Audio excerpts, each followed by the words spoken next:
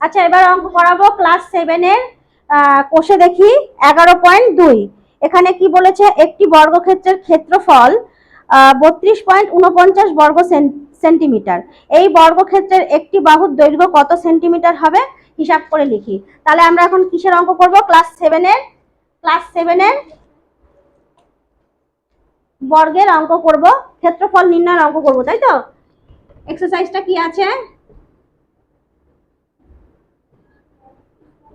এক্সারসাইজটা আছে 11.2 কোষে দেখি, তাই তো? 11.2 কোষে দেখি। আবারও অঙ্কটা পড়ি। একটি বর্গক্ষেত্রের ক্ষেত্রফল 32.49 বর্গ সেন্টিমিটার। এই বর্গক্ষেত্রের একটি বাহুর দৈর্ঘ্য কত সেন্টিমিটার হবে তা হিসাব করি। তাহলে ক্ষেত্রফল কত দিয়েছে লিখে নিই আগে। ক্ষেত্রফল দিয়েছে 32.49 বর্গ সেন্টিমিটার।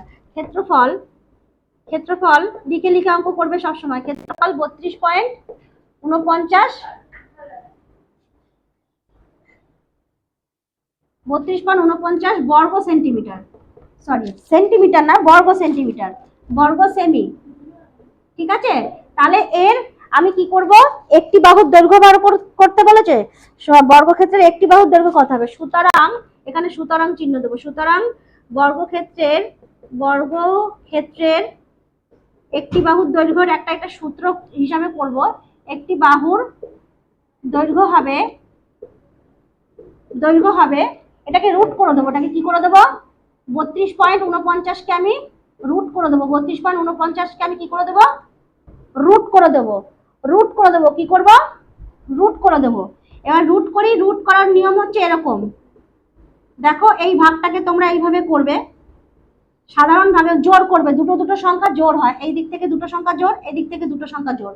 এইবার এই ভাগ পদ্ধতিকে দেখো, এই ভাগ পদ্ধতিকে তোমরা সব সময় এমনি ভাগে তোমরা কি করো, এখানে যে সংখ্যা থাকে যার সাথে মেলে সেটা নিয়ে নাও, কিন্তু না, এই ভাগের ক্ষেত্রে তুমি এখানে যে সংখ্যাটা নেবে ঠিক এর উপরেও সেই সংখ্যাটাকেই নিতে হবে। এখানে যদি 6 নাও, এটা কত আছে? এটা আমার আছে 32, তাই তো? এই জিনিসগুলোকে তোমরা খেয়াল রাখবে। বেশি নিলে তো হবে না। ভাগফলের ক্ষেত্রে একটা সব সময় একটা যেটা সাধারণ নিয়ম, সেটা হচ্ছে কি, ভাগের ক্ষেত্রে ভাজ্যের মধ্যে সবসময় ছোট সংখ্যা নিতে হবে, তাই তো? ভাজ্যের মধ্যে সবসময় আমাদের কি করতে হবে? ছোট সংখ্যা নিতে হবে। তাহলে এখানে যদি আমি 6 নিই, তাহলে এখানেও আমাকে 6 নিতে হবে। তাহলে 6 আর 6 গুণ করলে হয়ে যাবে 6 6 36, হবে না? তাহলে এখানে যদি 5 নিই, এখানেও 5 নিতে পারবো। তাহলে 5 5 হবে আমার 25। তাহলে 5 5 25 হয়ে গেলে আমার এই ভাজ্যের থেকে ছোট সংখ্যাই থাকলো। এই নিয়মটা সবসময় প্রযোজ্য, ভাজ্যের চেয়ে কখনো এটা বড় হবে না। ঠিক আছে, তাহলে এটা আমার কি হলো? 5 5 25 হলো। এবার বিয়োগ করে দিই। 5 আছে কত হলে 12 হবে? 7 হলে। ঠিক আছে, 7 নেমে গেল। আর এই যে পয়েন্ট আছে, সরি এটা শূন্য মনে হলো, পয়েন্ট আছে, এই পয়েন্ট আমার এখানে উঠে যাবে। আর এই ভাগের ক্ষেত্রে কি হবে, আমরা সাধারণ ভাগের ক্ষেত্রে কি করি, একটা সংখ্যা কেটে কেটে নামাই, তাই তো? বিয়োগ করার পরে বিয়োগফল থাকে, আর হচ্ছে একটা করে সংখ্যা কেটে নামাই। কিন্তু এই ক্ষেত্রে হবে আমাদের কি, দুটো সংখ্যা একবারে নেমে যাবে। এরা জোর জোরে চলবে, বর্গ মানে জোর জোরে চলবে। তার মানে এই 49 আমার একবারে নেমে যাবে। এইবার এখানে আর একটা ব্যাপার রয়েছে, এইখানে যে সংখ্যাটা নেব, সেই সংখ্যাটাকে সবসময় এখানে ডবল করে দিতে হবে। তাহলে 5-এর ডবল আমাদের কত হবে? 5-এর ডবল আমাদের 10 হবে। দেখে নাও, আমি 10 লিখেছি। এই সংখ্যাটার ডবল করেছি, এই যে এখানে যেটা নিয়েছি তার ডবল করেছি, 10। ঠিক আছে, 10 যদি নিই, এবার এখানে যে সংখ্যা নেব সেই সংখ্যাকে এখানেও নিতে হবে। এখানে আমি 7 নিয়ে দেখি। ঠিক আছে, এখানেও আমাকে 7 নিতে হবে। এখানেও যা নেবো এখানেও তাই নেবো। যেরকম এখানে 5 নিয়েছিলাম, এখানেও 5 নিয়েছিলাম। 5 আর 5 গুণ করে 5 নিয়েছিলাম। এখানে তোমার 5 6 30 হয়ে যাবে না। তোমরা সাধারণ ভাগ করলে কি করতে, আমি একটু বোঝাই। সাধারণ ভাগ করলে তুমি কি করতে, এখানে 6 নিতে, 5 6 30 করতে, তাই তো? কিন্তু এই ভাগের ক্ষেত্রে কিন্তু তোমরা সেটা করতে পারবে না। এখানে সেই নিয়মের অঙ্ক নয় এটা। এটা সবসময় কি করবে, এটাকে তোমাকে নিতে হবে হচ্ছে সবসময় এখানে যে সংখ্যা নেবে এখানেও সেই সংখ্যা নিতে হবে।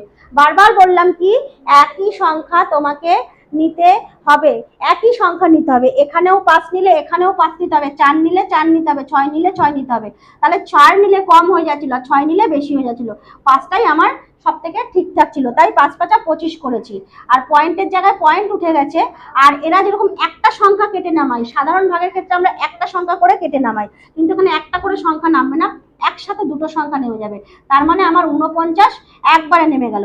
এইবার এই 5-এর ডবল নেব, 5 যা নেব, এখানে যে সংখ্যা নেব তার ডবল নেব। 5 আছে তাই 10 হয়েছে, 2 হলে 4 হতো, 3 হলে 6 হতো, 4 হলে 8 হতো, এরকম। ঠিক আছে, তাহলে এখানে আবার যে সংখ্যা নেব এখানেও সেই সংখ্যা নেব। এখানে যা নেব এখানে যে কোনো সংখ্যা নিতে পারবো না। এখানে আমি 7 নিয়েছি, তাই এখানেও আমাকে 7 নিতে হবে। ঠিক আছে, তাহলে এবার 7 দিয়ে গুণ করে দাও, 7 7 49 9, হাতে আমার 4, তাহলে 4-এর 4 বসে গেল, আর হচ্ছে 7 7 মিলে গেল আমার অঙ্ক। তাহলে একটি বাহুর দৈর্ঘ্য কত বেরোলো? সুতরাং একটি বাহুর দৈর্ঘ্য হবে, একটি বাহুর দৈর্ঘ্য দৈর্ঘ্য হচ্ছে 5.7 বর্গ সেন্টিমিটার। ঠিক আছে, এরকম করে তোমরা অঙ্কটা করে নেবে। ঠিক আছে, বোঝা গেল এই অঙ্কটা? এই অঙ্কগুলো খুবই সোজা।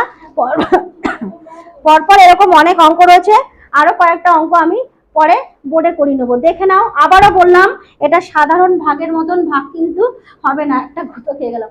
সাধারণ ভাগের মতন ভাগ হবে না, এখানে যা নেবো এখানেও তাই নেবো। আর দুটো করে সংখ্যা একবারে নেমে যাবে, আমাদের এইভাবে এই অঙ্কগুলো করতে হবে। সাধারণ ভাগের মতো একটা কিন্তু সংখ্যা নামবে না, এই একটাই সংখ্যা বারবার তোমরা বুঝে নাও। একটা অঙ্ক ভালো করে শিখতে পারলে তো সেই রকম 1000টা অঙ্ক তোমরা করতে পারবে, তাই এই অঙ্কগুলো এইভাবে করতে হবে। ঠিক আছে, দেখে নাও।